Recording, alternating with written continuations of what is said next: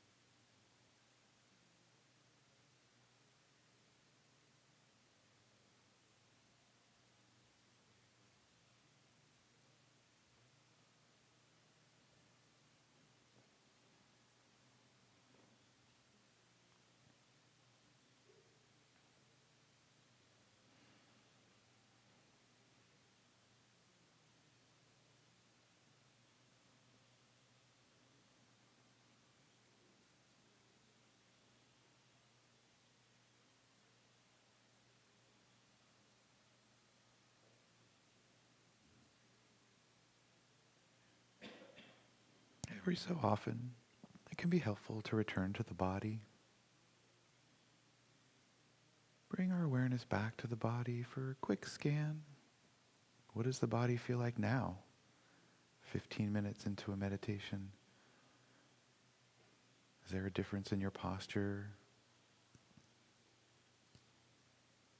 What does sitting feel like in this moment?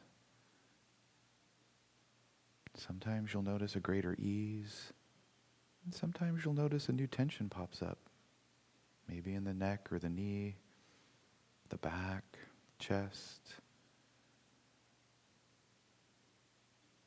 We can move between breathing and body awareness, gently, with ease. We are a breathing body. If there's any tension in the body, you can bring awareness to that spot and hold it gently and take a few deep, long, slow breaths, relaxing the tension. You can return to breathing.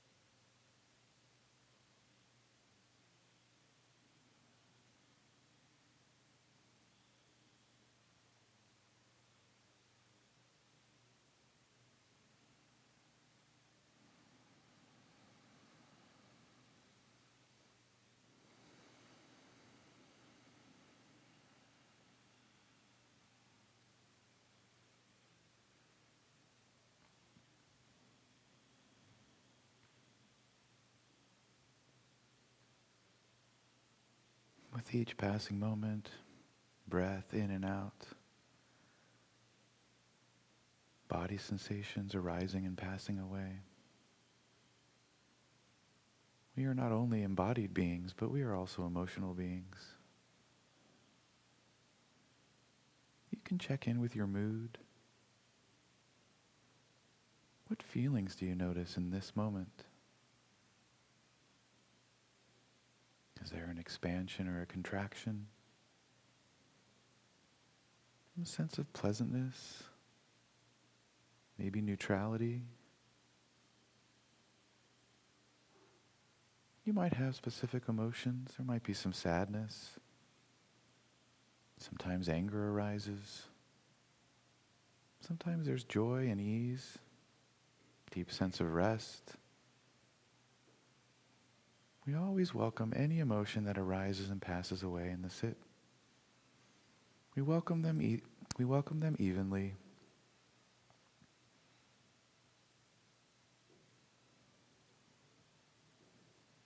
Each moment, a new set of feelings arise and pass away.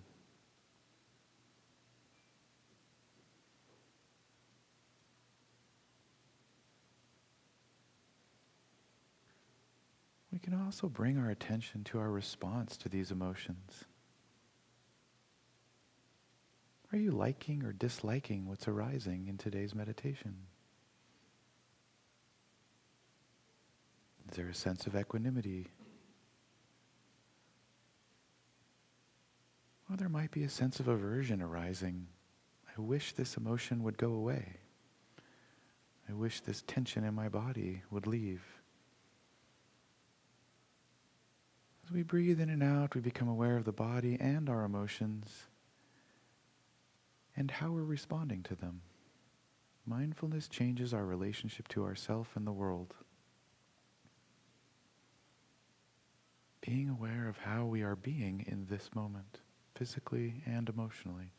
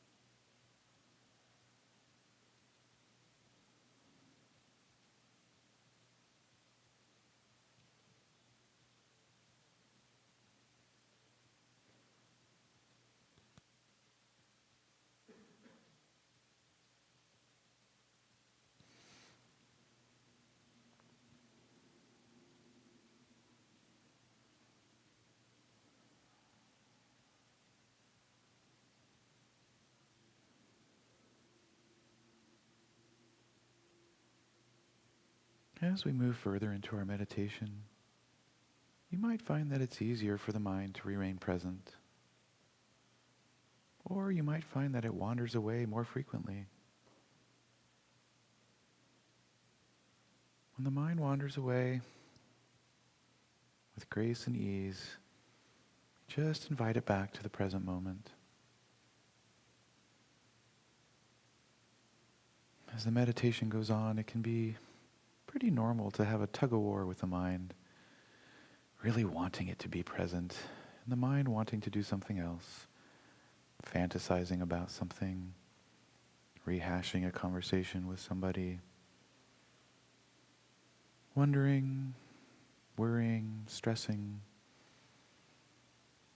Sometimes it feels like the mind is going to do anything but be still with the breath.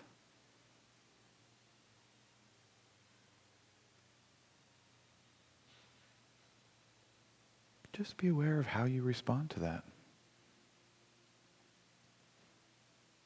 Can there be a sense of loving acceptance of the wandering mind?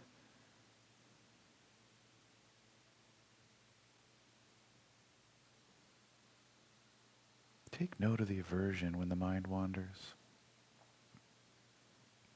There can be some self-deprecating thoughts at times in meditation. I don't understand how to do this. I'm not doing it right. My mind is the only mind that's wandering. All part of the practice.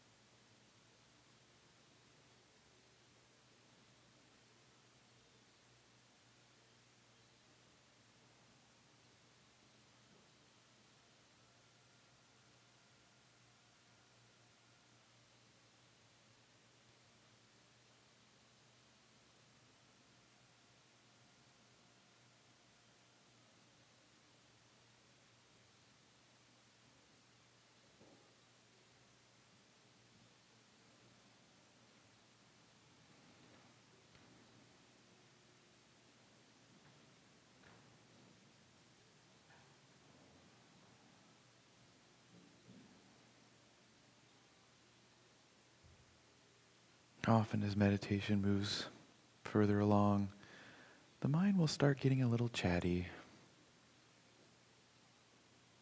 We have our breathing and our body, our moods and emotions, all of our reactions arising and passing away with each moment.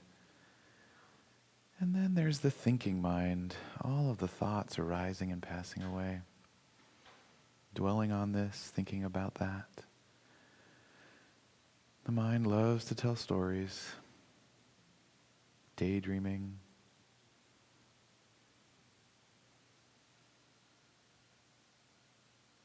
It can be helpful to think of thoughts as just maybe a bus or a train pulling up. You acknowledge that it's there, but you don't get on. Oh, look, my mind's thinking about this. I'm just going to sit here and watch it pass by. We don't have to follow the thoughts. We can let them arise and pass away just like the breath, and just like our moods and emotions. They can be pretty seductive, though. The mind loves to talk to itself. Just acknowledge that the thought is arising. Watch it pass away. See how long it lasts. No need to get on board. We can rest here in the present moment. We are already at our destination.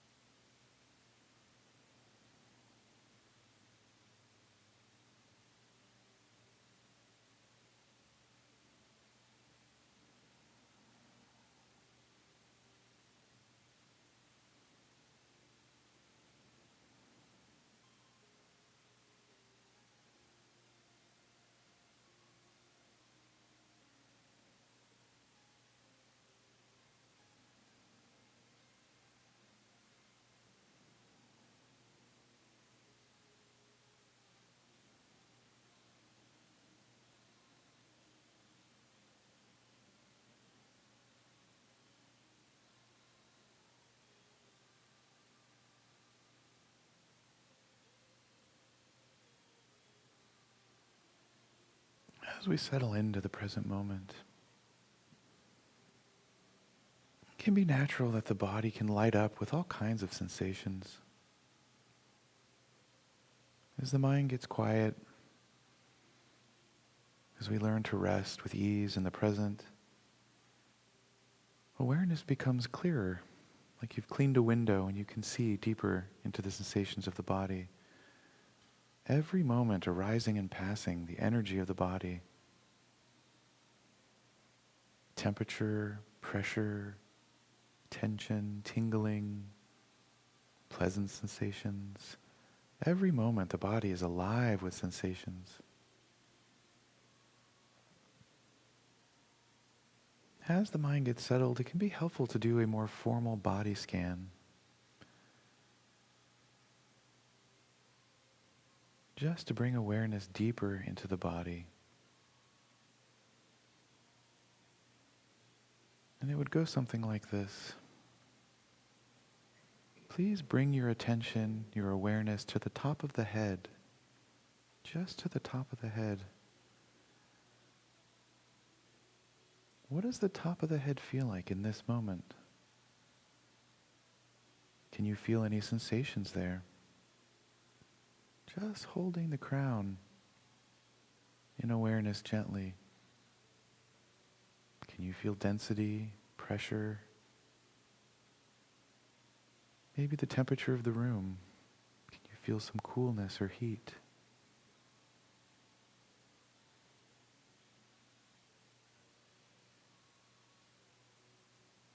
And hold it there just for a minute. And take note, as you hold awareness at a particular part of the body, do the sensations change? Are they permanent? Or are they arising and passing away, just like the breath? Every moment, different sensations at the top of the head. A new body arising and passing.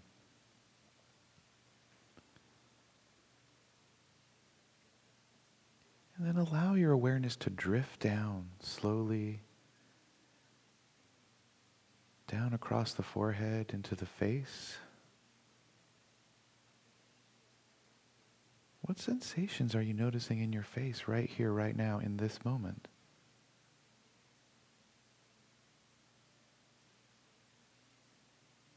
What do your cheeks feel like? Can you feel the temperature of the room?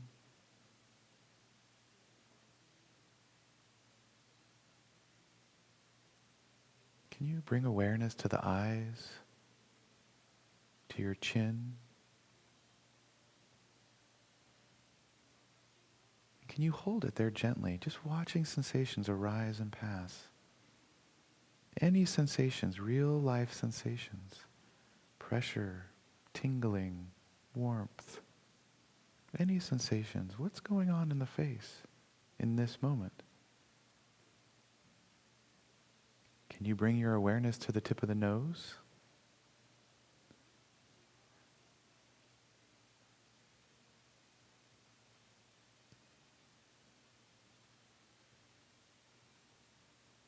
And then allow the awareness to drift around to the back of the head, down to the neck. Can you feel the weight of your head being held by the shoulders? What sensations are there? Are they different from other parts of the body?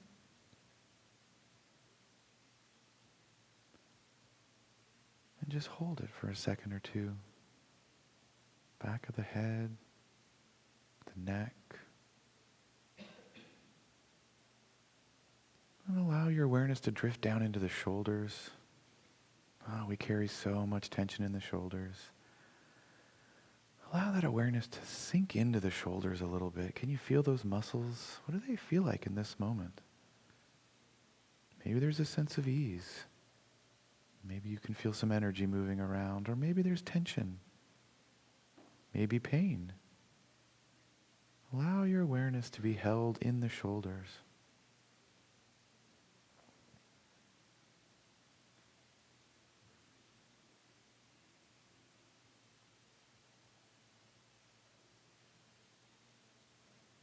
And as we keep moving down, allow the awareness to drift down through the arms, right arm and left arm, right hand, left hand.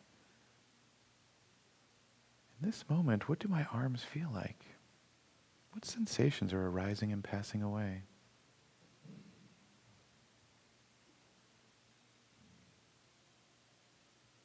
Does your right hand feel different than your left?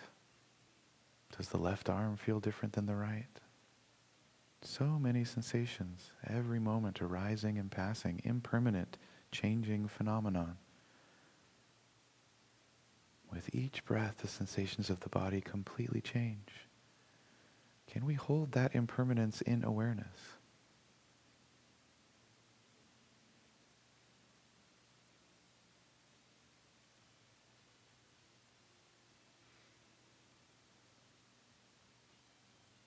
We can then gently bring our awareness to our chest and our stomach, the front side of our body. Sometimes there can be tension in the chest. Sometimes we can feel tingling, pressure. Our stomach can have all kinds of delightful sensations. You can feel at ease or maybe some tension. Bring the awareness and move it around the belly. What's going on in the belly in this present moment? Allow the awareness to sink in a little bit to those muscles.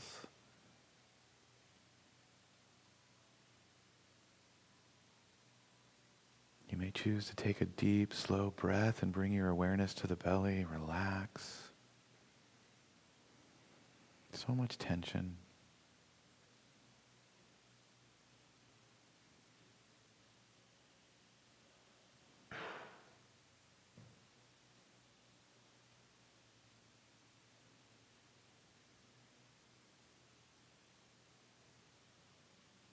Take a minute to bring awareness to the heart. Hold your heart in gentle ease, breathing in and out. The heart always at work, pumping blood, coordinating with the breath. Never getting a break. Bring awareness, some loving awareness to the heart. What does it feel like in this moment? What nurturing breath might it ask for?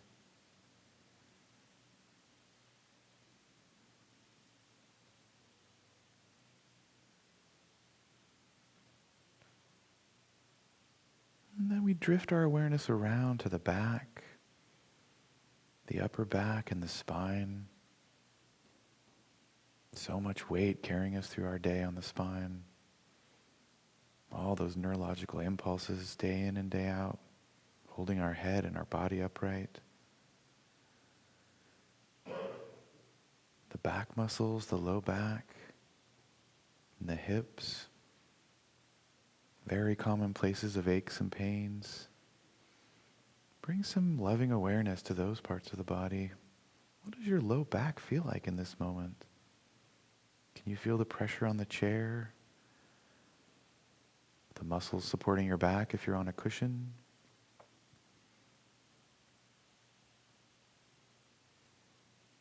Every moment, sensations arising and passing away, impermanent, changing phenomenon,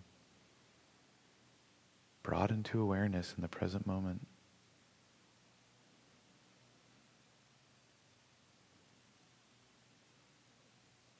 If there's any tension in the back, hold it in awareness.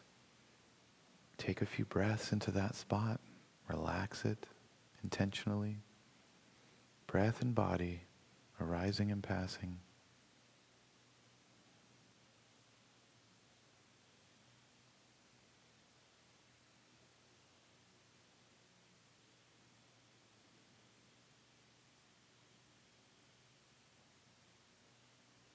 Then we move down through the hips, down into our legs, over our knees and our calves, into our feet. We've been sitting for a while. How do the legs feel right now in this moment? Is there some aversion that's happening? Are the legs waiting for the bell? What does your left leg feel like? Can you bring awareness and just hold it in the left side of that?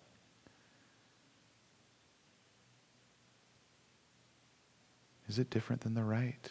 Sensations arising and passing.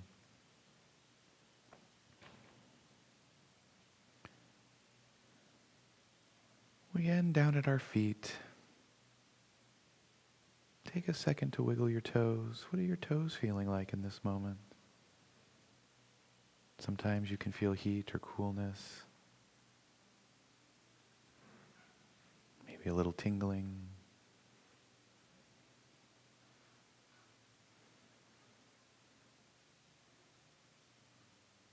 And then to complete our scan, just bring awareness to the full body, a full body awareness. Here I am in this moment, breathing. This body, here and now in this moment. Just be with the entire body. Full body awareness is what this is called.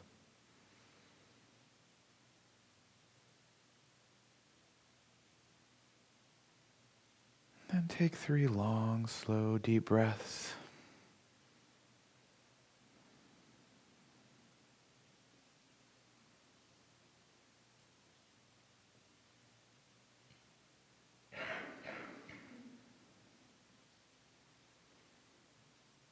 In a minute, I'll be ringing the bell.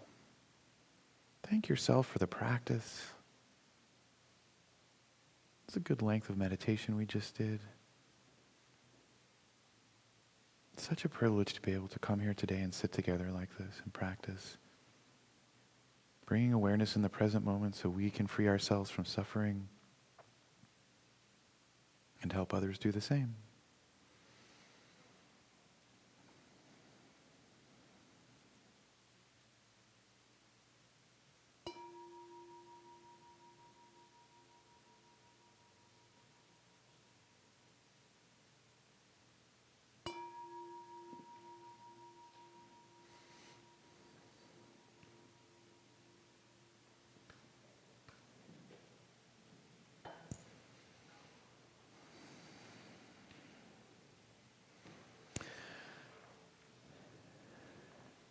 Jim Dalton will be leading us in mindful movement.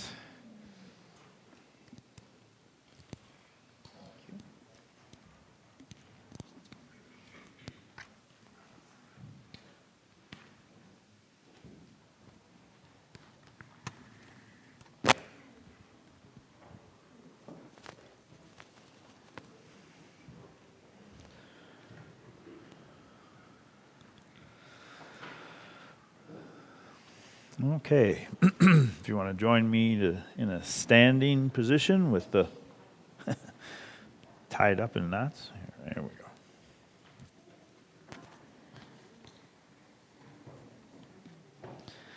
we go. Become aware of our feet.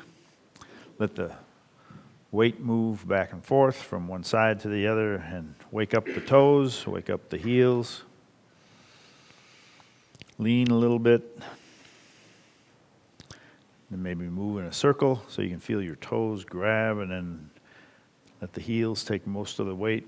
Move the center of gravity around in a circle. This awareness in the body has awareness of position, awareness of contact with the floor, awareness of the shoulders, spine. We can place the awareness in, we just finished a scan. We place the awareness in various parts of the body. We can just let it drift as we move back and forth. What sorts of things happen throughout the body? What sensations fire off when we move the center of gravity back and forth? Some are very clear, some are really subtle. But the whole nervous system is paying attention to our uprightness. There's an intelligence in the body that organizes all of the feelings in the skin, in the bones, in the nerves and muscles. As we sink, we can feel the power of the legs lifting and then releasing and surrendering to gravity, just pausing at the end and pausing at the top. Just noticing engagement with the floor, lifting, engagement, stretching up, maybe feeling the crown of the head move up. And then sinking down again. Let the arms rise. Then when they get up about top of the head, move out. So it's like a peacock opening its feathers when the body opens and sinks.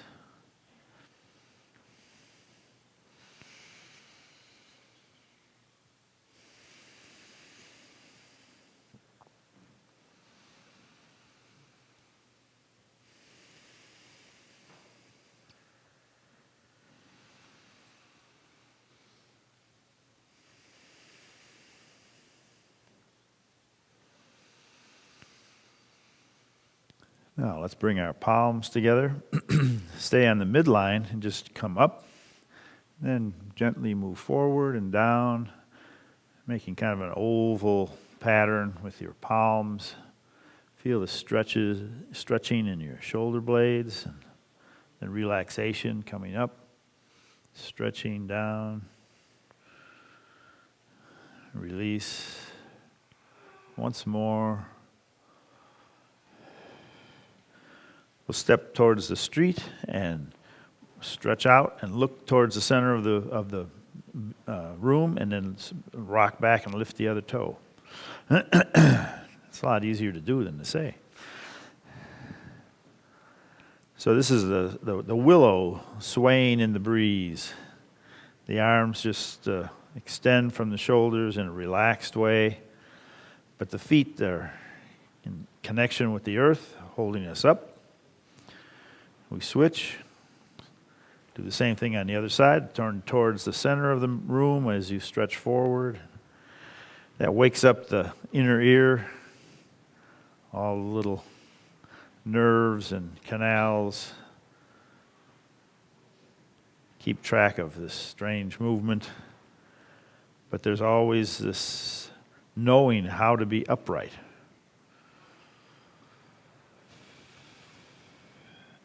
And then back to the center. Place all of our weight on one leg, and then just relax the other leg and take the hands down like paddles with electricity in them, and just give a treatment to the soft leg. One leg holds us up, the other leg relaxes.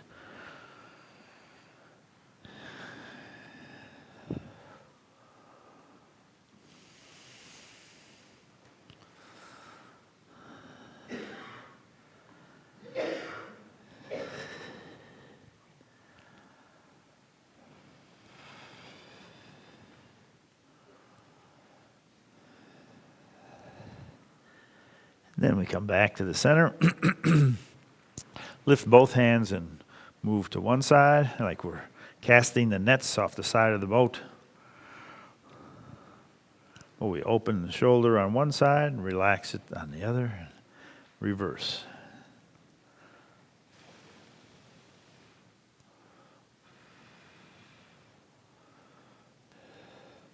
Then turning a circle, we'll point towards the trees in the yard and bring one foot back.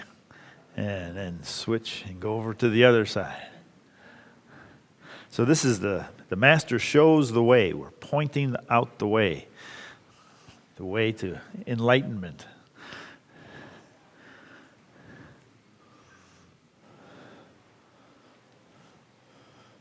And then we come back to the center, and the little child says, "No way," and plants its heels.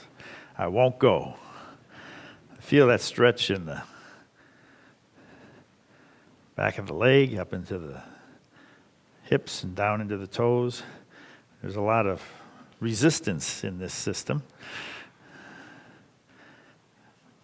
But to do it with style and not fall on your face is really good. Okay, then we'll open our arms and step back. This is the crane bowing to the moon.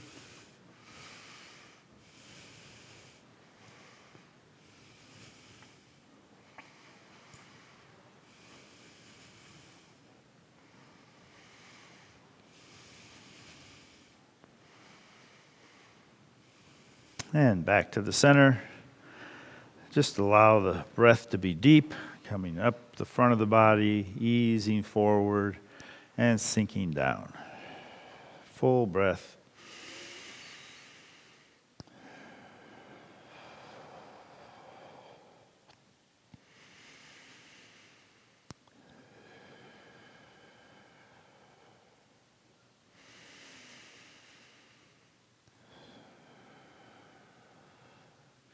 Then we'll part the curtain. So one hand stays lined up with the center of our body, the other extends out.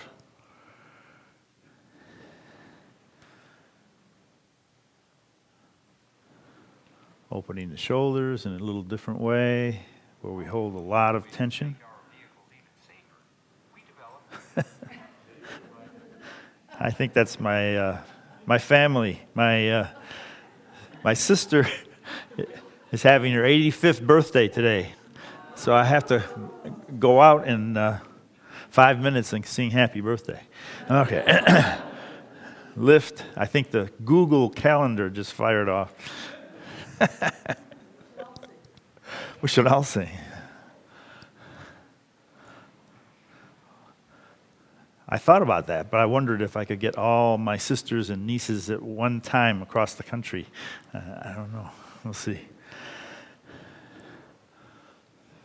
Okay. Let's follow the waves across the bay. This particular form just switches back and forth between the gentle yin energy and then the more dynamic yang energy. We're just following the waves across.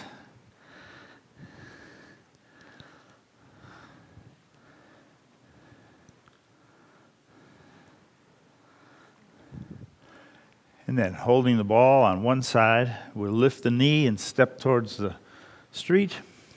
Lift the other knee and step towards the trees. So this is the lion playing with the ball. Big paws, but we're not breaking the beach ball. We're just holding it and passing it off. Powerful legs, stepping out.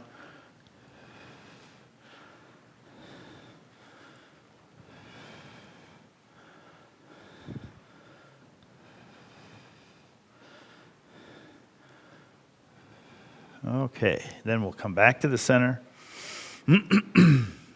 This is the quieter one where we just turn and embrace the energy of the moon and draw it into our center of the body. Full breath. Breathing in and out.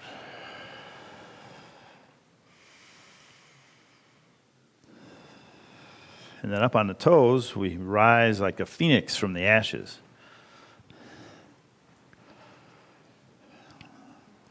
different flavor of energy.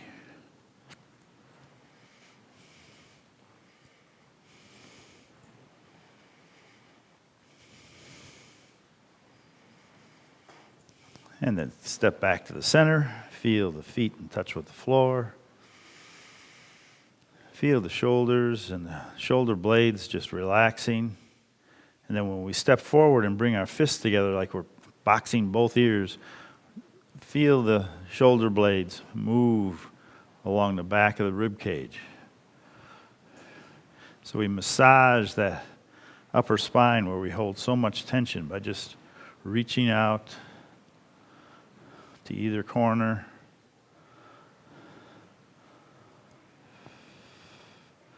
And then back to the center. Open the fingers and open the hands to the earth and just gather energy from below.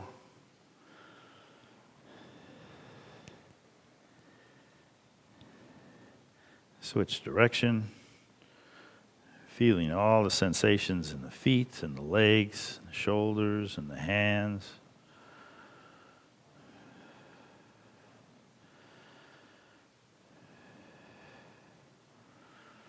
And then sinking and opening to the side.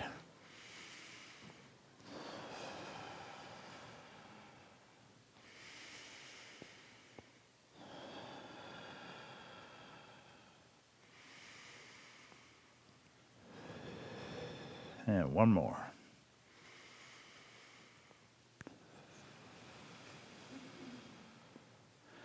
Thank you very much. I'll be right back.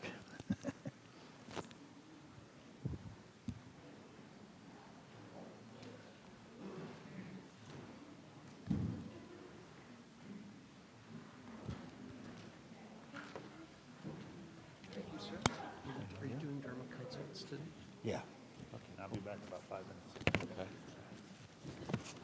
Okay. Good morning, Sangha. For those of you who don't know, my name is Avi. I'm community coordinator here. My pronouns are he, his, him. Something a little bit different today. I want to make you aware that today is a very special anniversary, very much in line with Robert's teachings. Today is the 50th anniversary of the first performance on Sesame Street of Manamana. I mean, really, Manamana, da da da da da. All right, so as a way of honoring this very special day, as a Christmas solstice Hanukkah gift for all of us, I would like you to join me in one round of Manamana, and I would like to suggest that the deeper voices do the Manamana, and I would like to suggest that the higher soprano voices do the do-do-do-do. And I'd like to suggest that you look at one another as you engage in this act of defiant silliness which we all need. So ready? 1, 2, 3. Manamana, do-do-do-do-do. Manamana, do-do-do-do. Manamana, do-do-do-do-do. Do-do-do-do-do-do-do-do-do-do-do-do-do. Happy anniversary, everybody. I heard it on NPR, so it must be true. So we have a lot of things that are going on, and the first thing is we always lead off with about volunteers and about Donna. We can always use volunteers to keep this place a home. I do not see either of our co-volunteer coordinators, Ipsia or Misty here, but if you feel called to help contribute to this place and get to know people, which is the real reason for doing stuff around here, please let me know and give me your name, and I will make sure that Ipsia or Misty will get back to you, and we can find a way to plug in your talents and your abilities and your skills into this place. And in particular, we always need, every week, we need people to help Rebecca with the children's program. That is our commitment to the future, to encourage the next generation of meditators. So if you could do it once, that would be great. But if you could do it once a month or once every other month, that would be even better. You can sign up on the website. There are very clear instructions on the homepage. Please consider doing that. We also have a transitions project here where we give useful things to people who are trying to get past homelessness. We've been doing this for a lot of years. It's a really wonderful program. There is a list on that chest of the only things that they accept, which is mainly clothing, but also toiletries, but small things, no household things. And if you want to know what to bring, look at that list. If you're bringing clothing, please make sure it's clean. I also want to make you aware that we have a parents group. If you would like to sign up for our parents group, which is starting to do events, please let me know and I can plug you into that. I'd also like to let you know that we are starting, we have done a digest. We have, after a lot of years of not doing it, we have a weekly digest that is coming out. So you don't even have to go to the homepage. You get it delivered to your mailbox. And the thing is that we are trying to reduce the amount of email that we send to you because everybody is really freaking overwhelmed with email. But the thing is that unless you click on it and unless you let us know that you're looking at it, we don't know that you're looking at it. So please, when you see the digest as a way of giving us positive reinforcement, please click on it and take literally 120 seconds, that's it, of just scanning through what's going on. That is your way of keeping in touch with what is going on in this wonderful community. So in terms of things that are going on specifically, Gregory has started a new Wednesday sit, which is called Wednesday Wake Up. The next one is Wednesday, December 11th. And he got a really good turnout. We'd like to keep that going. Apparently there is more of a demand out there in the Sangha for sits, and that we are trying to address that. Today, we've got our second Sunday potluck. I hope we have a lot of nice casseroles out there that people want to share with people. So please join us after all of this and get something to eat, even if you haven't brought anything. Please join us and get to know some people. On Tuesday, December 10th, we've got Skillful Speech practice group with Doyle. Then on the weekend of December 14th through 15th, we've got a special weekend with visiting teacher Frank Letter. On Saturday, December 21st, we've got our special annual family performance of Scrooge. KB's theater company has offered to do this for a number of years. KB, could you raise your hand? So if you have any questions about it, it's family friendly, it's a lot of fun. We would love to see this place filled with kids and parents. It really is a neat program about the virtues of generosity and compassion. And it's non-denominational, there's nothing scary in it, it's really great what they do. Also on Saturday, December 21st, we've got Buddhist movie night. Late Spring is going to be screened. Vic has committed to another mindfulness hike. There's Vic of the raised hand. And for the real hardy contingent out there in the Sangha who want to go hiking in December, there will be a hike, December 28th. More details to follow. On Tuesday, December 31st, we've got our annual New Year's grief ritual with Robert. That is a really profound way to welcome in the new year.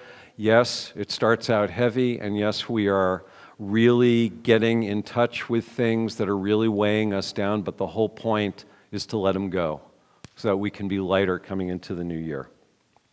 And then we also have, on Saturday, January 21st, Saturday, January 25th, we've got a day-long with Doug Pullen, a self-compassion retreat. Details will be up on the website pretty soon. We also do Dharma consultations. If you have issues coming up in your practice that you'd like to talk with an experienced practitioner about, or you'd like to start a daily practice, it's really simple to start, and Jim would be happy to help you with that. He will be back in a few minutes. He's got some time for some 20-minute meetings today. So thank you all very much for joining us today, and have a blessed Sunday.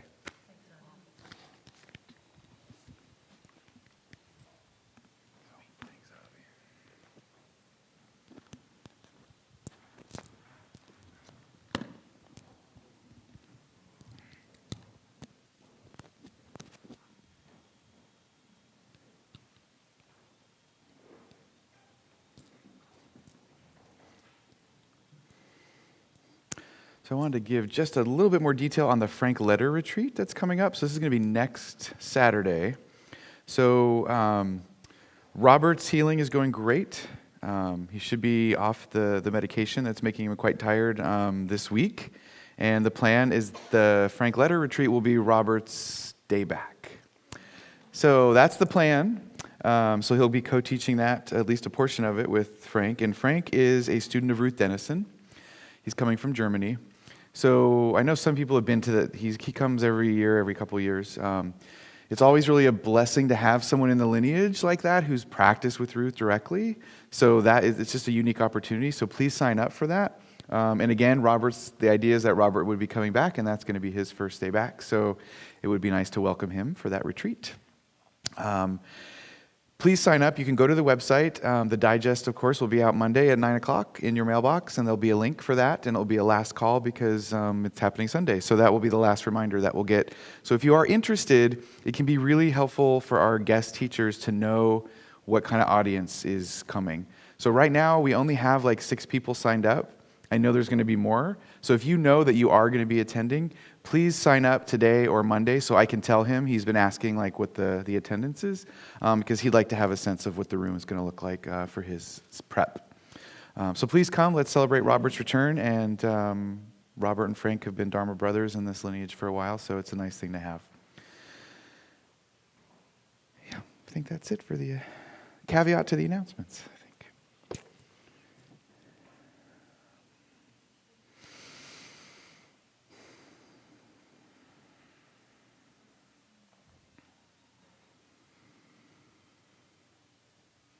So today I wanted to talk about spiritual goals because it's seasonal and it's timely, and I think it's an interesting topic.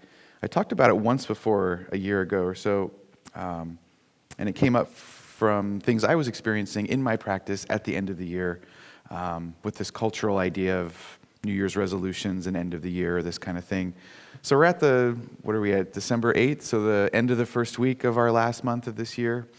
So we're heading down to the end of the year here, and I don't know about you all, but I always get a sense right around this time, where did that year go? Like, what just happened? And there's this real, like, in my mind, craving and aversion arise, right? So it's like November is like leaving, and I'm like, no, you need to stay. And December's coming, and I'm like, no, I'm not ready for December. So there's this real like push and pull that I personally go through, where you might say to yourself, oh, I had a good year, or I can't wait for this year to end. There's a lot of stuff that comes up for people at the end of the year. I mean, it's kind of an arbitrary deadline, but at the end of the year, we have this sense of taking inventory and having this kind of existential, what just happened this year? Did I get done what I wanted to get done? Some of us set formal goals for our year, and sometimes it's more casual. But culturally, there is this idea that something is coming to an end and something is beginning. So there's this natural inclination to kind of reflect on what we just went through in terms of this, what we call a year, and looking into the next year. I know for myself, like some years, it ends up being this sense of, oh, this was a good year, and you start to remember the things that were positive. And then sometimes I get this feeling like, I had a certain amount of things I wanted to get done, and then that was January, and now it's November, and I'm like, oh, I never even, I wanted to do this, or do travel, or go hang out with these friends, or start this job, or get into this hobby, or do more of this, or less of that. And so it's just so interesting how the time just flies, and then we're back again in this moment of what to do now. What do I do in this moment, looking forward to a new year, and reflecting on what's just happened. And it's interesting because as humans, we are stuck in time, so to speak, and it's hard to be present and be looking at the future at the same time. For anything that we do, we kind of have to be anticipating what comes next. Even for something like our work week coming up, we have to sort of be leaning into the future to figure out what we want to do, who we want to be, who do we want to be with, things like that. So we do carry this sort of burden of having to set some goals, because if we want to be something later on, we do have to plant those seeds in the present moment. But then there's this counterbalance, which is the I didn't get enough done, which leads to I'm not good enough, or I should have done better, or was I successful? So for me personally, there's a sense of, yeah, I understand I set some goals, but then it can easily turn into this kind of baggage arising and this self-hatred or self-deprecation of I didn't do enough, I didn't succeed enough. And there's this cultural pressure to get so much done and to do so many things that at this time of the year, some of that pressure can come up in consciousness, some of this what did I do? Where did it go? And was I good enough in what I set out to do? So I find that tension to be interesting. On the one hand, we've got to set some goals for ourselves. And on the other hand, it can sort of backfire and have this kind of hurtful process that happens in consciousness. There's this inner critic. It just gives great rise to this inner critic. It's a perfect opportunity to critique ourselves as not having done something we think we should have done, even when we're setting the bar, right? So I want to talk about this a little bit because as meditators, we also can set some goals for our spiritual practice. And this is something that I've wrestled with, and I know a lot of students have come to me and talked about, is it skillful or helpful or necessary to orient ourselves to our practice with goal setting for spirituality? Or is that not skillful? Is there something about our path that encourages us to set some spiritual goals? Or are we just setting ourselves up for more self-harm? Are we just setting ourselves up for, oh my gosh, I wanted to meditate for 20 minutes and I only meditated for 5, and then we critique ourselves rather than it being a celebration. So myself and I know others have come to me and asked, like, is it okay to set spiritual goals? And if we were to set spiritual goals, what might that look like in a healthy way, in a way that's going to be supportive for our practice and not result in feeling like we weren't good enough?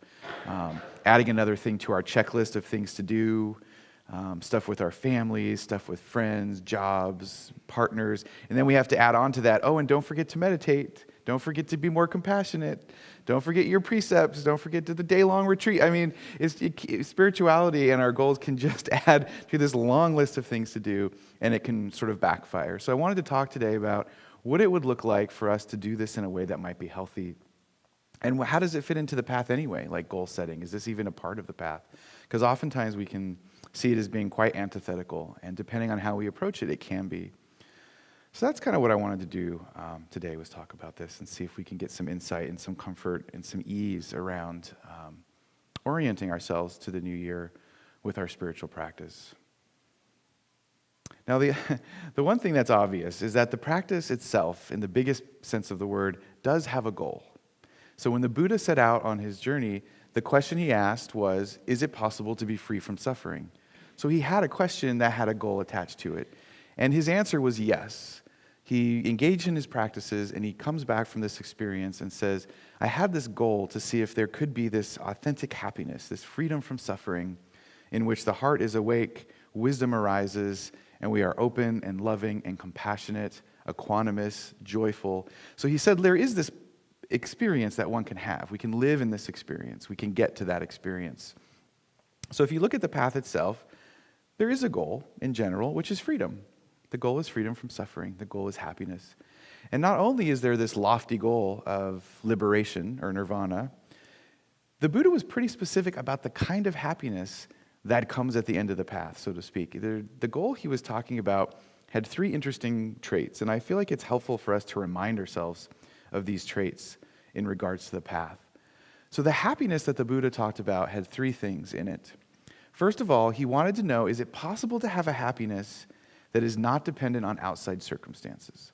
He wanted to know, is it possible to create a happiness within that we can carry with us despite the ups and downs of life, despite the ups and downs of our relationships and our jobs and our families and social things that we have to contend with? Is it possible to cultivate and carry in our hearts a sense of grace and ease, no matter what's going on the outside? So that was his big goal, is there a happiness like that? That's the kind of happiness he was looking for. And then the other part of that happiness is, if we could cultivate that, is it possible to get a happiness that doesn't fade? Something that he called long-term happiness and well-being. Is it possible to actually be content? Could we as humans develop an inner contentness that doesn't fade like other types of pleasures? And what he compared this to was sensual pleasures. He said the mind is always grasping and feeding off what we now would call entertainment, music, sensual activities, any type of activities that give us sort of this hit that fades. And he actually called that type of happiness junk food. He said it's when you eat something that's pleasurable but doesn't have any nutrition. That's how it's described. So he wanted to know, is there a happiness that is deeper and more satiating than the happiness that we normally get? Like, this movie's coming out, I'm going to go see this movie. It's fun. You spend time with friends, perhaps. You get this joy from the experience. And then you're like, oh, but what comes next? What's the next movie? What's the next thing on Netflix or Amazon Prime or whatever the case may be? So we're always looking for the next happiness. He wanted to know, is there a type of happiness that can be cultivated within that will be the foundation of our relationships with the world? Can we actually have that? So that was the goal, very specific goal. The third part of his quality of happiness was that the happiness be blameless. I love this word, blameless happiness. He wanted a happiness that did not incur harm to other people or harm to ourselves. And so he acknowledged there's plenty of people who say, I'm happy, but when you look closely, sometimes that happiness is harming people. They say that they're happy and they're feeling happy, but it's not blameless. It is hurting others. It comes at somebody else's expense. This is not hard to see in our lives, right? Oftentimes, someone's happiness is at the expense of somebody else. So the Buddha his goal was high. I want something not conditioned, something that lasts, and something that isn't going to hurt myself or others. So it's a very specific target that he's looking at. And it's a beautiful, lofty goal, right? What amazing that we could walk in a world where our happiness comes with us no matter what we're doing and we're not harming people. That must be amazing to have that type of experience. And those of us who practice, we get little glimpses of that happiness that comes from our meditation. So if we look at goals, there was a goal. In general, the path has a goal, and it's specific. It's happiness. It's a contentment that doesn't harm others. So that was his big goal. And then another thing to keep in mind is that the Buddha does say that if you're going to start on this path, it can be helpful to do a little bit of skillful clinging to the goal. Now, most of the time when we talk about meditation, we talk about letting go, not clinging, not grasping. But the Buddha does acknowledge that if we're going to learn to meditate, there has to be a little bit of healthy attachment to the practice itself. There has to be the goal, I do want to learn to meditate. I want to practice. And we don't want to cling to that, but we want at least a little bit of attachment. We all know that meditation is not as easy as it seems, right? Or on the outside, we invite the mind to be present, seems simple enough, and the mind's like, no, I'm not going to do that. I'm going to go over here. And then you invite the mind back. It seems like a simple request, and it's like, no, I'm going to go over here. And when meditators first learn to meditate, we sit down, we close our eyes, and we invite our minds to be present, and the first thing that happens is the exact opposite of what we're intending. So if we don't have some type of goal to learn to be with the wandering mind and learn to sit in meditation, we're not going to last very long because it can be quite frustrating, right, to contend with that. So the Buddha does acknowledge, look, if we're going to walk this path, if we're going to be meditators, there's going to be a little bit of harmless, blameless goal setting that's going to happen for us to stay on track. And anyone who's stuck with meditation and learned to establish a daily practice knows that establishing a daily practice does not happen by itself, right? You're saying, oh, I'm going to meditate today, and then 3 days go by. And there has to be some intentionality in our practice in order to keep it up. And the Buddha acknowledges this. It was something he talks about in the suttas. I wanted to read a metaphor, or I guess it would be an analogy, that comes from the teachings. It's this famous analogy called the raft analogy, and it's the Buddha's description of the path. And it's this famous quote. Let's see here. Okay, this is this famous quote that describes this process. Suppose a person were traveling along a path. They would see a great expanse of water, with the near shore dubious and risky, but the further shore secure and free from risk, but neither a ferry boat nor bridge going from this shore to the other. The thought would then occur to them, here is this great expanse of water, with the near shore dubious and risky, and the further shore secure and free from risk, but neither a ferry boat or bridge from this side to the other. What if I were to gather grass, twigs, branches, and leaves, and having bound them together would make a raft, were to cross over to safety on the other shore, making an effort with my hands and feet? What if I were to gather grass, twigs, branches, and leaves, and having bound them together to make a raft, were to cross over to safety on the other shore, making an effort with my hands and feet? That is the Buddha's idea of this goal across the river. And there's a couple things about this I find really interesting. So first of all, he's very clear. There's a great expanse of water. So anyone who's ever sat down to meditate knows that at times it feels like this huge hurdle just to be with the in and out breath.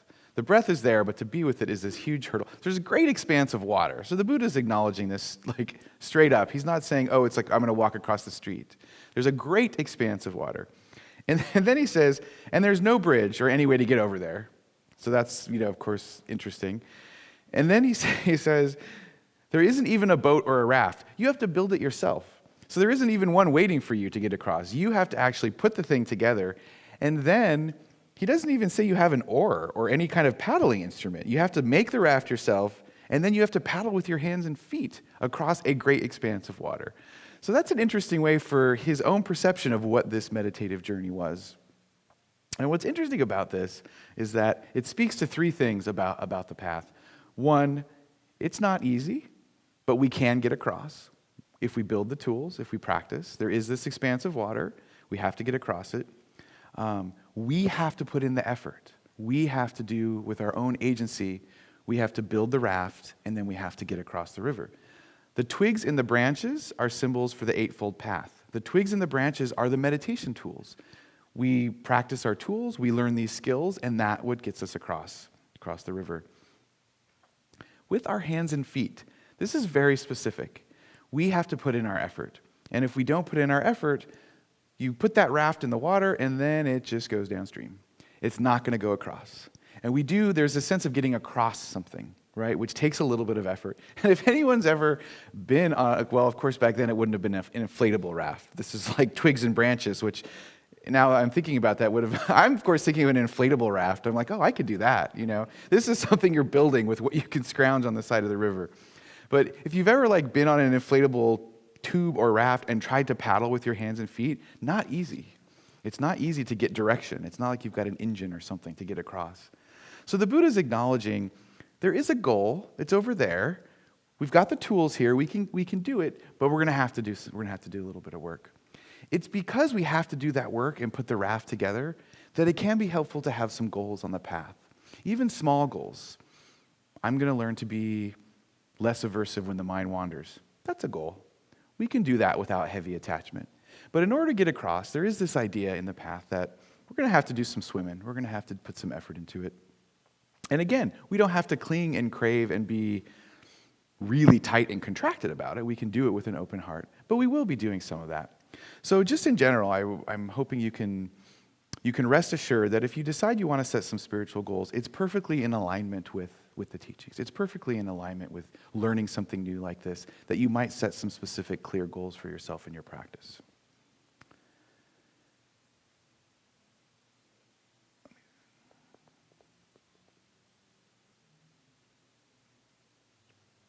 I wanted to talk a little bit about our natural aversion to goal setting in our practice. And this comes out of my own direct experience and often talking with students in consults. And so if we think about the practice, I'm just going to go through just a few things, types of things we might set goals around so you can kind of be thinking about this. So the wandering mind. The wandering mind is something we have to establish a new relationship with, right? Thoughts arise and pass away. There's agitation and aversion. There's clinging and craving for some future fantasy. Not going to war with the mind is something very common that, I said it this morning, I believe. Teachers get up here, don't go to war with the wandering mind. The reason we say that is because 99% of the time, what do we do? We go to war with the wandering mind. So learning not to do that is certainly a worthy goal. That is something we have to learn how to do. And of course, we do it with openness, but we have to do that. Establishing a daily practice. Establishing a daily practice is not easy. It takes time, some planning. Sometimes people have spent years trying to establish a daily practice, and then all of a sudden it comes online and they're able to sit every day for at least a few minutes. That's totally a goal that would be worthy of our time and energy. Learning to remain in the present moment off the cushion in our day, bringing mindfulness to our emotions, to our mood, to our body. That takes a little practice, because most of the time we wake up in the morning, we step out of bed, and the day just goes, right? Clinging, craving, aversion, this list of things to do, that list of things.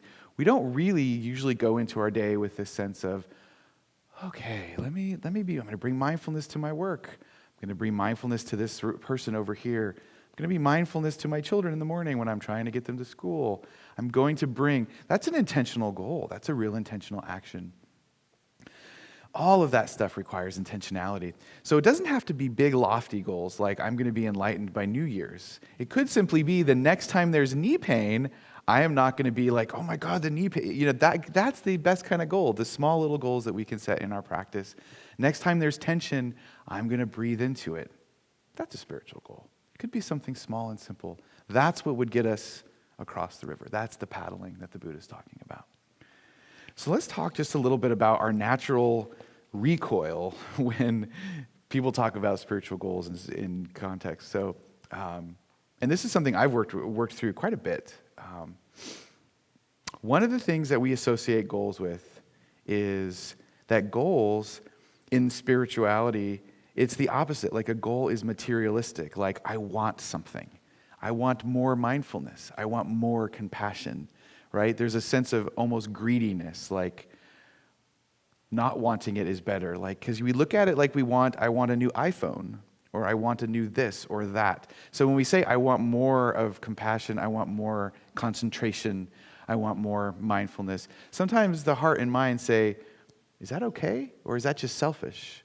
There is this idea in the West that taking time out to be peaceful and having self-care is actually a selfish thing, because we're always supposed to be moving. We're supposed to be going out and clinging and craving to the outside world. We're not often, it's rare that someone's going to come up to you and say, would you like some more love? They're going to ask you, would you like this, that, here, there? You should be doing this. You should be doing that.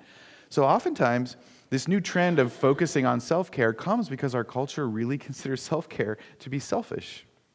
But in the meditation practice, wanting more mindfulness, carving out more time in your day to meditate, spending a weekend in a day-long retreat, that is an incredible self-gift. So we have to get over that kind of cultural stereotype that sitting in practice is kind of selfish. It's a selfish act to remove yourself from the world because we should be doing something that's more outwardly directed. Awakening, the Buddha says, is a gift to everybody. It's interesting where, the way I see it, it's impossible to meditate and be selfish because we're interconnected.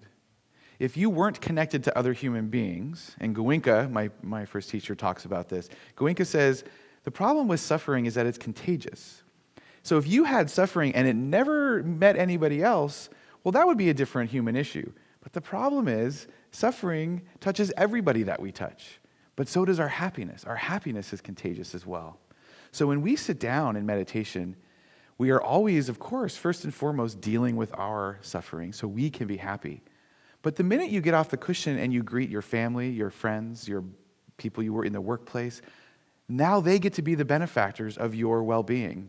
They get to be the benefactors of your compassion and your equanimity. So every time we meditate, it's really not possible to meditate and it be a completely selfish act because it's going to benefit everybody that we touch. So that can be helpful when you're setting spiritual goals for yourself to say, I want to sit a bunch of we have our Saturday retreats, right? This year, I want to sit a bunch of one-day retreats. Wonderful. That would benefit everybody that you touch in your life. Completely selfless in that regard. So sometimes we think of it as being materialistic and selfish, and really it's not. It's really an act of generosity to practice meditation and to increase the amount that you meditate or how you go about your meditation. The other cultural thing that we have with goal setting and spirituality is we have this interesting story that we often tell, which is that spirituality is supposed to be intuitive and free-formed and flowing, like I'm just going to go with the flow, and that spirituality isn't structured, that spirituality is the opposite of structure, that I'm free when there's no boundaries, no structures, no commitments, no goals. So we have this in our culture that we're so overly goal-oriented and we have so much pressure, peer pressure to do so many things, and we constantly have to organize all of these things in our life, that when we think of spirituality, we kind of don't want to set goals for that because we're so busy doing that all the time with other things. And so we associate it with a real negativity, so much so that we think it's the opposite of what we should be doing. And that's just something we have to kind of wrap our minds around as we start creating spiritual goals. And the way that I've transformed this perspective for myself is like this. If we go back to that image of the river, If we put the raft into the river or the stream, this expanse of water, and we start paddling in a particular direction, eventually we'll get across the current, right? If we just keep going in this particular direction. But if we stop paddling, who takes over the direction of the raft? What happens is when there's no intention or goal to get across, right? Which part of the heart and mind takes over if the feet and the hands are not paddling? The 5 hindrances, the unconscious part of the mind. So when we're not intending to be mindful, the unconscious part of the mind, the craving, the aversion, the anger, all of that unconscious habit patterns, they would be happy to take the wheel. They are waiting for us to stop paddling. As soon as we take our intentionality off, what rushes forth is autopilot, right? And we all know how life goes on autopilot. We can fly the plane. It's not going to be the best flight, though, right? And we may not get across because who's in control is craving and aversion and anger and delusion. So one way of looking at this idea of setting the goal is to remember, if we don't set the goal, the unconscious mind would be delighted to set it for you. And it would love to set it in a way that's going to keep us stewing in suffering. It would love to do that. And given an opportunity, it does it immediately. You stop paddling, and some of the hindrances are like, oh, great. No one's driving. I'm going to jump in the driver's seat. I'll paddle this thing, and so it paddles over here, and it starts to get angry, hatred, ill will, resentment, regret. I mean, you give it an opportunity, it's going to park your raft in some corner somewhere, and it would love to take over. So that's one way to look at the power and intentionality of goal setting in our practice. Your mind's going to set the goals, whether we like it or not, so it can be best to set them mindfully. We want to be the ones that are doing the paddling. The last thing that I found in my own practice and the practice of others is this idea that goal setting seems to be the exact opposite of being present, right? So often when we talk about mindfulness, the goal is to be in the present moment, to not desire anything, to be equanimous to what's arising and passing away. That's not exactly the same thing as setting a goal for the future. How do we be present and leaning into something in the future? That does not feel compatible. And it's pretty common for students to ask, well, how am I supposed to live my life and be present? That just doesn't seem to be workable at all. And theoretically, it's not. But it's a paradox. It's not actually conflicting, but it does appear to be conflictual. How do we establish present moment awareness while we're trying to do something that's 3 moments away? So it's helpful to remember this, that the goal of the path, as we talked about earlier, the goal of the path is freedom from suffering. The goal of the path is a certain type of happiness. The goal of the path is not present moment awareness. Present moment awareness is what we establish to get the happiness. Because life only occurs in one place, which is the present moment. Happiness is only going to ever occur in one place in your life, the present moment, because that's the only place that life is actually taking place. So presence in our practice, that is the doorway to the freedom. The goal is not just to be present and not do anything. The goal is to be present so we can see what's happening, so we can cultivate the compassion, we can cultivate the equanimity and the letting go. The present moment is the first step. So sometimes we really look at, as long as I'm present, I've reached my goal. But we all know we can be present and be filled with anger. We can be present and be filled with depression. We can be really present, in fact, with depression. Depression's such a strong emotion. It's hard to be depressed and not know that that's happening, right? There's a strong emotion there. Anger, those types of things. So we can be present, but not be free. But we can't be free without the presence, because there's freedom's only going to occur in the present moment. So it's a really interesting kind of catch-22. We do have to be present. That's part of the practice. And with that presence, we get into the present moment, and that's where we look and see, what is the cause of our happiness? What is the cause of our suffering? In this moment, I'm present. Can I choose not to make an enemy out of the person that sits before me? In this present moment, now that I am present, can I choose to open my heart versus be contracted? Can I bring someone close versus push somebody away? Once we're present, we get the opportunity to really direct this raft. We really get to be in touch with what's arising and passing away. Presence is the first step. We have to establish presence. The goal to be present, it's okay. We establish the goal to be present. And once present, the goal to cultivate freedom. It works together.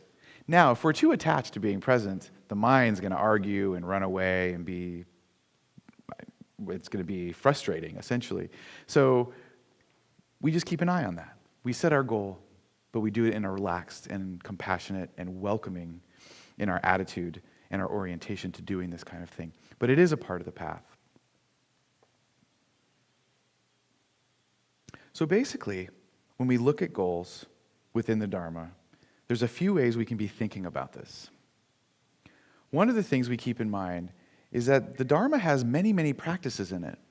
Sometimes it's easy to forget that the Buddha taught something like 40 different meditation practices, and he taught those practices based on the student's disposition. There's a lot of different ways to use mindfulness. Body scanning, like we did today, that's a particular type of mindfulness.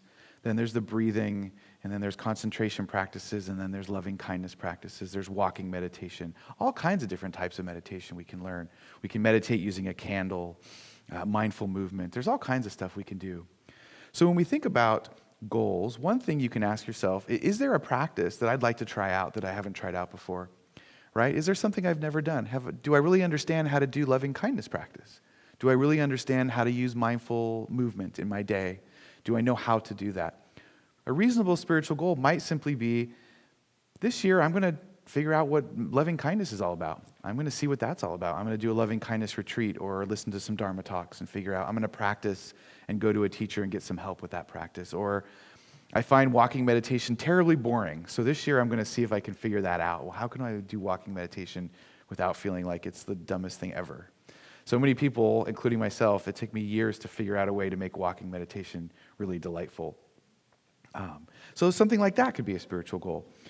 Another spiritual goal could be the establishing of your practice. It is really important, if we're going to be mindful and present, that we learn to do it regularly. And the best way to do that is a daily practice. Even if that practice is only 5 minutes a day, your meditation will change if it's 5 minutes a day, because the daily reminder of the mind to return to the present moment is what allows you to be more skilled in that experience. The more time we wait in between, the mind forgets, and the mind's like, oh, we're not doing mindfulness this week. Great, I've got all kinds of stuff I could be craving and clinging, and I can do all kinds of things I can get into. So it's like leaving the mind, not having a daily practice is like leaving your kids home alone and being like, yeah, do what you want. Mindfulness is I've never thought of it this way. Mindfulness is like the babysitter of the mind, right? It's like, no, I'm not going to let you paddle downstream by yourself. So that's something. If you don't have a daily practice, top of your list right there for a spiritual New Year's resolution, right? I'm going to have a daily practice this year and watch how that transforms my life and transforms others. You can send out an email to all of your friends and family. I'm going to give you the greatest gift this year. I'm going to establish a mindfulness daily practice. Right? Be on the lookout for that compassion and that equanimity and that stress reduction. Please be on the lookout for the decrease in my short-temperedness. So less expensive than finding something on Amazon. So that's a perfectly reasonable way of conceiving a spiritual goal. And then another way of thinking of goals with your spiritual practice is simply, how do I take what I'm doing on the cushion and put it in my life?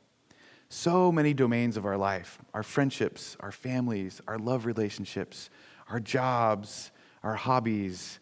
There's so many aspects of human experience. Where in our life might we want to apply some of this, right? Where would we want to see less suffering? So that's another thing we can do with spiritual goals. It doesn't have to be a stressful or lofty endeavor to orient ourselves to the path. We just have to put the raft into the stream and just be intentionally paddling in the right direction. It doesn't have to be a marathon swimming. It's not the Olympics, right? We don't have to approach our spiritual practice with that voracious aggression of like, oh, I need to get across the river. I'm going to do it in 2.5 seconds flat. And we start like that. That year is going to be not so experientially loving for you. But if you say, this year I want to establish a daily practice. If you do it with a sense of grace and ease, that could be something that could be really helpful. So what I wanted to do, just for a few minutes, we'll take some questions, but I wanted to just do a 2 or 3 minute contemplation to put us in this space of what it might mean for us to set some spiritual goals. So if you need to, feel free to stand up for a second and stretch the legs and then sit back down. So feel free if you want to just take a second to stretch the knees and the back. And then we'll sit back down and we'll do like just a 2-3 minute meditation. which is just going to be a contemplation around the goal setting.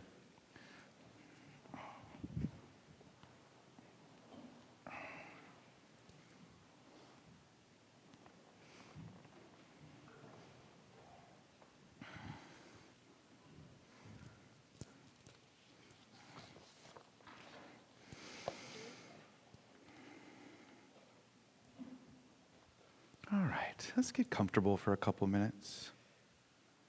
Relax back into the present moment.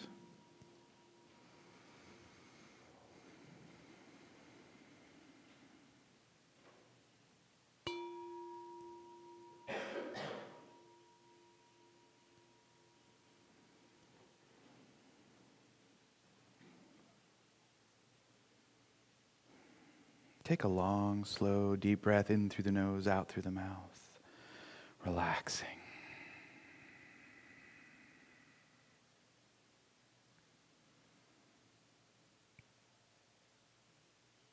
The goal of our path is freedom from suffering. The goal of our path is authentic and true happiness. A happiness that sticks with us. A happiness that is blameless, doesn't harm us and doesn't harm others. It's a lofty ideal. Freedom from suffering. We traverse this great expanse of water so we can free ourselves from suffering. But so then the compassion and the love and the grace that comes from that freedom can be passed on to every living being that we come into contact with. We always practice for our own well-being, and we share those merits with all beings. Our greatest, loftiest wish is may all beings be happy. May all beings be free from suffering. So I want you just to take a moment to consider this. Where in your life are you experiencing dukkha, suffering? Let's gently take an inventory.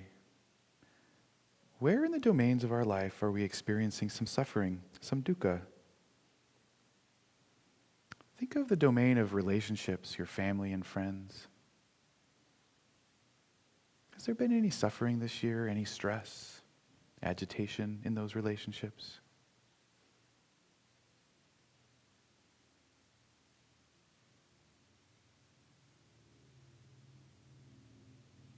Consider your job, whatever that job may be. Or even if you're looking for a job and wanting something different. Is there dukkha in that domain of your life? Is there stress, unpleasantness, aversion? Is there craving or longing?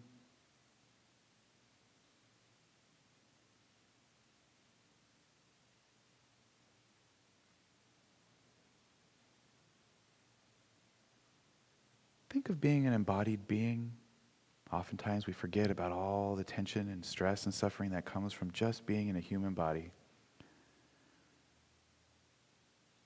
Was there anything physical you had to contend with this year? Something that brought up dukkha? Aches, pains, surgeries?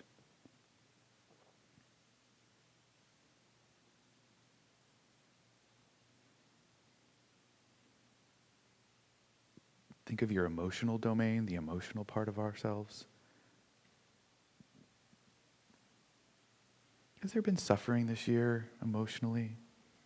A certain mood that just won't go away, the longing for a different mood, the aversion to a particular mood.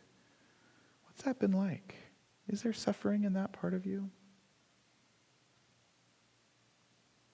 The physical body, the emotional body, our relationships, our work life. Take a minute to consider the self-care part of your world. Sort of the hobbies or recreation, your downtime. Did you have enough of it this year? Was there enough self-care to make you loving and equanimous, balanced in your life? Did you struggle to find some way to de-stress, even though it was on the calendar? Did you spend the time you wanted with the friends that you care for, your family? the activities you wanted to participate in, the trips you wanted to take. When you think about that part of your life, what was that like? Is there any dukkha there? Any stress, tension, a longing for it to be something other than it was?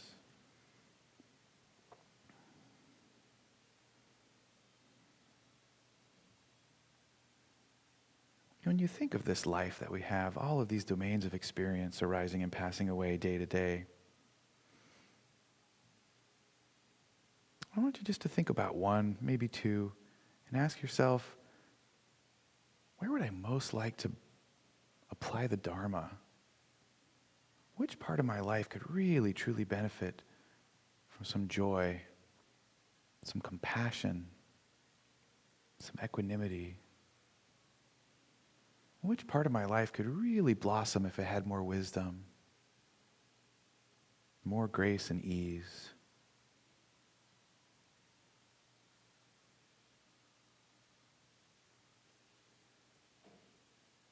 And what might that look like? Imagine that suffering, and then imagine if Dharma came into play, what would it like for that suffering to be gone? What would it like in that part of your life to have gotten across the river? What would it look like in your life if that suffering were gone? What happiness would ensue? What would you be doing? How would you be feeling? What might you be thinking?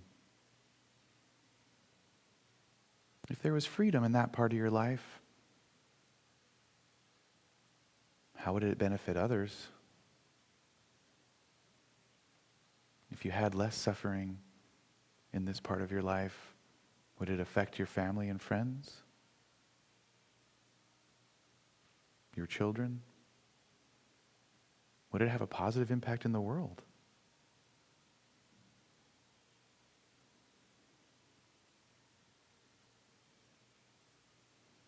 We bring release from the dukkha for ourselves and for all beings.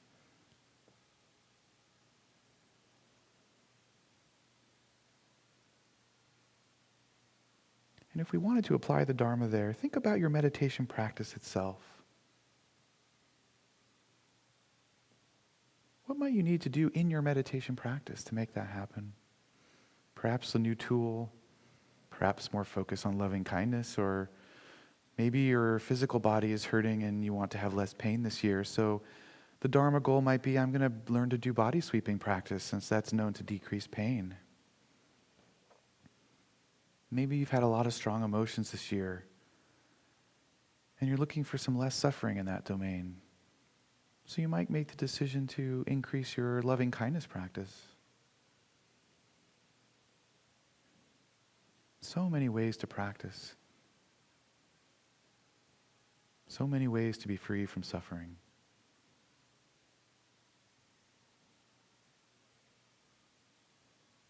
So when we think about spirituality and spiritual goals, it can help to treat it as a serious contemplation. First Noble Truth says that there is suffering. So we may begin by finding a domain and saying, where is the suffering?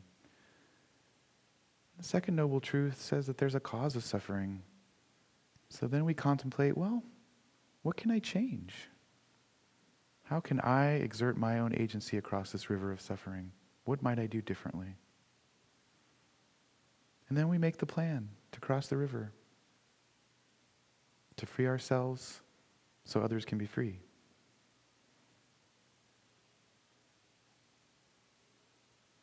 It is possible to incorporate this spiritual goal setting as a loving and kind act, an act of self-compassion for ourselves and for others.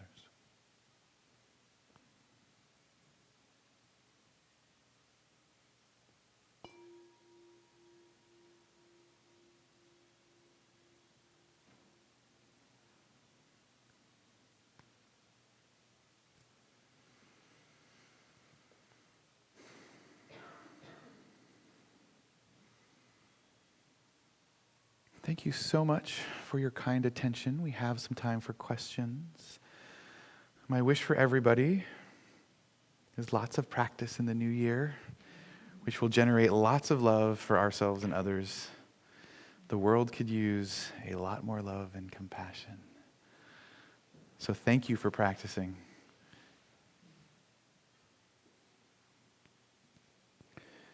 Comments? Something that sparked the heart? Something that landed or did not land?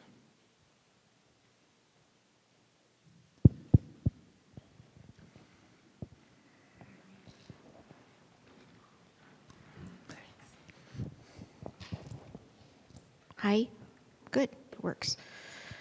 Connie, I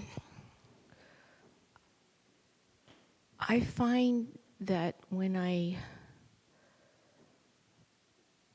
do my meditation and I feel like I'm working on my practice, that some of my loved ones around me are not, and then I judge their negativity, and then I judge myself for judging them.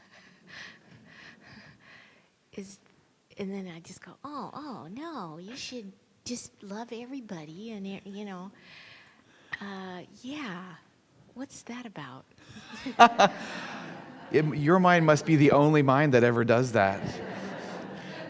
Judging others and judging ourselves for judging that's a great loop. That's wonderful. Yeah.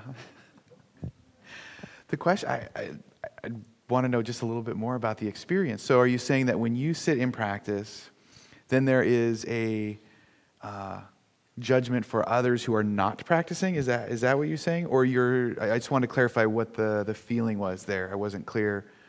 Yeah, that I do a daily practice and also have a couple of other avenues of self-awareness during the week. And so I feel like I'm working hard on my own shit. And Thank you. So I have this halo, and then... I can see it.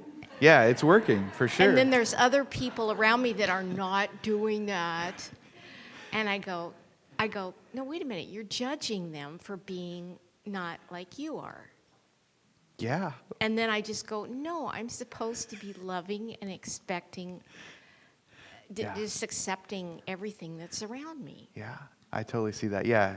Okay. They should be doing that, and then you should not be judging them for thinking they should be doing that. Exactly. Yeah. The shitting mind, it's just amazing that the mind does that, right? Right. So there's different ways of looking at this, and this is going to be sort of, there's a lot of ways you could approach this. So I'll just kind of rattle off like where my mind goes. One thing is, to first of all, that you're acknowledging it is great practice, right? To look at the shoulding mind and the judging mind is hugely helpful. Because if you're not aware of it, that shoulding and judging is going to turn to maybe like you say something to them that's not, skillful, right? So at least the mindfulness part, being in touch with, oh, look, I'm in this great meditation.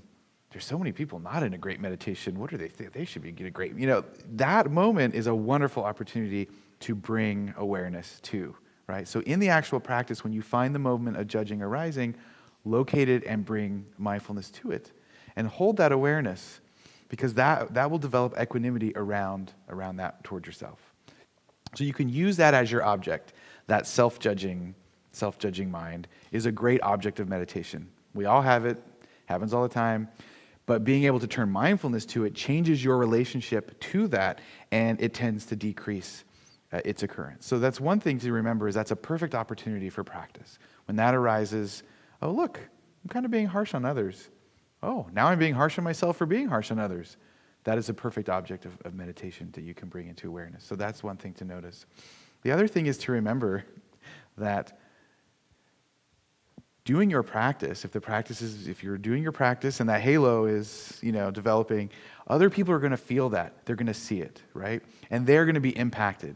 And that is the real transformation that you're looking for. Not everyone is going to be a meditator, and not everyone is going to like meditation. They may have different things that they're doing in their life to better themselves or to get in touch with themselves or for self-care. But the thing to know is that what really transforms people is how you role model what you're doing in your world, right?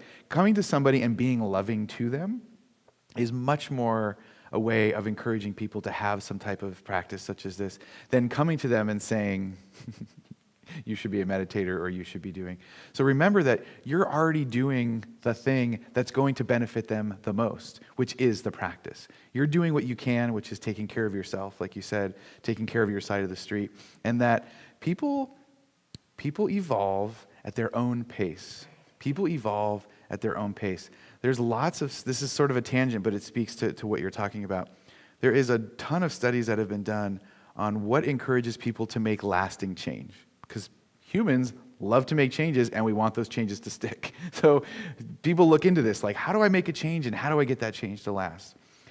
If you want someone to do something, and you want that change to last, this could be a personal change, it can be a social change, it can be any kind of change. Best not to shame them or judge them. The type of goals or changes that don't stick and the ones that don't last very long are goals or changes that are made out of fear, shame, or guilt.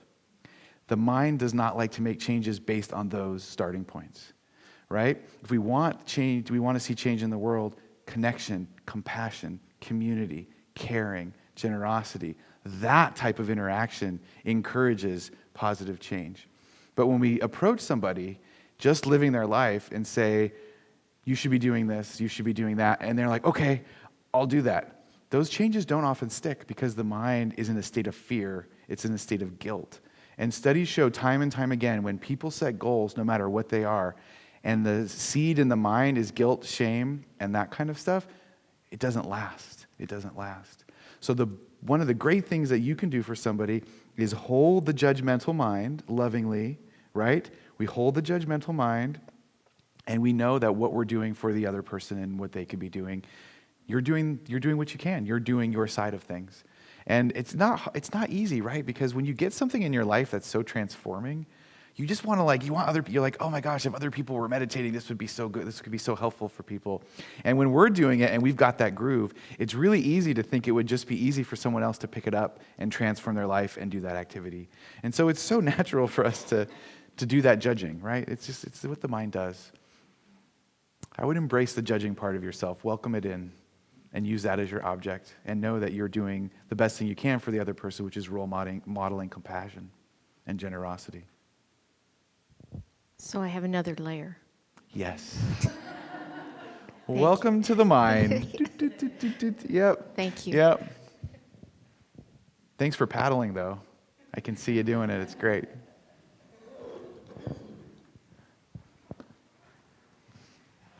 Thank you for that. So I'm Chelsea, and it was really helpful for you to share a little bit about this conflict with present moment and future-oriented thought and goals and so forth. That's precisely the thing that I was sharing with a friend that I'm struggling with right now, and I think is a source of a lot of anxiety because I'm constantly, just because of my life circumstances, having to plan and be very much so in the future. And I took away, that it isn't so much of a paradox because of how we, being in the present moment is just kind of the window, right? Or that's kind of where we are. But if you could speak a little bit more about approaching the need to be a lot of times planning and goal setting and how to do that a little more skillfully, I'd love just to hear a little more about that topic. Do you have a specific concern for yourself that you can give? I could definitely kind of jump in, but I want to make it specific to yours. Is there something specific that you'd like a breakthrough in, or there's a concern around any other specifics? Because then I can tailor the answer a little bit more. Sure. So in the guided sit around the different domains and where's dukkha arising, mine is very much so in kind of the professional and work and sort of space. I been very resistant, even though I need to start figuring out my next step after I finish a program in May. And I will approach it, and I need to start planning around that, but then it's a lot of fear and anxiety and and I'm constantly also trying to finish what I'm doing in the present moment. Okay, yeah. And also doing, so that's sort of one area that's currently there for me. Okay. But it's in, every, self-care, all of the other domains is also present. Yeah, well, just to hey guys. I'll give you a quick answer, and if you want, you can come up afterwards and I could give you some real specifics. But yeah, what you're talking about is the anxiety that arises from needing to do the goal and the suffering that happens in the process of doing it. So one thing you can do is, that kind of stuff is completely natural with goal setting. That anxiety around, oh my gosh, I need to do da-da-da-da, and how am I going to organize it? There is this other layer of anxiety where human beings trying to organize their time and plan ahead, right? There's a whole layer of that comes, like you're saying, that comes into play that's almost deeper than just the fact of acknowledging that the goal needs to be set. And sometimes we can get washed away by all of that second layer of anxiety and frustration, sometimes even guilt, like I should be further along in setting the goal, right? So with the mindfulness part, being present to that whole thing is hugely helpful. Being able to call out and name that anxiety and those specific anxieties will decrease the anxiety related. So you can bring in that part of it as your meditation object, right? And so what that can do is that will put you in a better space to make the decisions and to make the organizational decisions that you need. Because when we're in that space of anxiety, like I was saying earlier, the mind doesn't function well in an anxious space. And then when we start guilting ourselves for the anxiety, you have the two topsoils that are not going to be great to plant a seed of anything that's going to be, positive. So the way you're acknowledging it is great. You can use mindfulness to acknowledge the moment that it's arising and interfering with the decision making, and bring that into the present. And you can hold that in a variety of different ways. That's such a trite answer to what you're talking about. But my main advice around that is to take those emotions and bring them into the meditation. Be aware as they're arising, as the goal setting is happening, so that you can use mindfulness in tandem. So you can be both present and setting future, and that whole process is now a present moment activity. I'll just say one more thing before we close up. I was down at Dhamma Dana with Ruth Dennison, Robert's teacher, and she was talking to me about, she had been on retreat and she was reading a newspaper. And she had this big reputation of being this famous meditation teacher. And so she was reading a newspaper, and a student said, I noticed you were reading the newspaper earlier, and it's like, that's not really being in the present, right? All that stuff in the future. And she said, well, I was mindfully reading the newspaper. So we can always bring mindfulness in on another layer of self-reflection, and every time we do that, the whole stress reduction thing will start to become more and more significant. But if you want, I'll be around. If you want to chat a little bit, I'd be happy to chat with you. Let's circle up.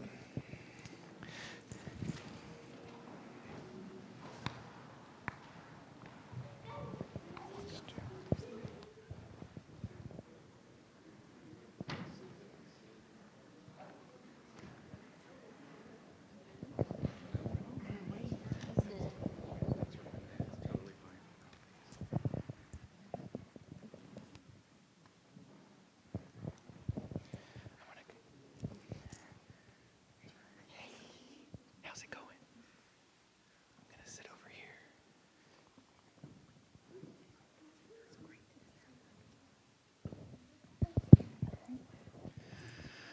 All right. In the center of the circle with some singers, maybe? Do we have anybody who might want to sing? Wonderful, wonderful. Okay. All right. Here you go. Got some passionate singers here. Here you go. May all beings be happy. May all beings be happy. May all Beings be happy. Sadhu, sadhu, sadhu. Ready? Should we make a wish for everyone? Okay, think of what we would like the world to have in this moment. Some love, some compassion, some equanimity. On 3. Ready? 1, 2, 3. Wish fulfilled.